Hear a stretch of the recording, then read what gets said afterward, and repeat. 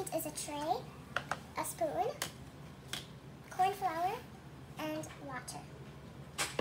So first, we're going to open this corn flour and put 4 spoons inside this tray.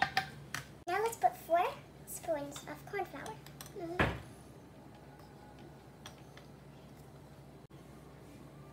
Second,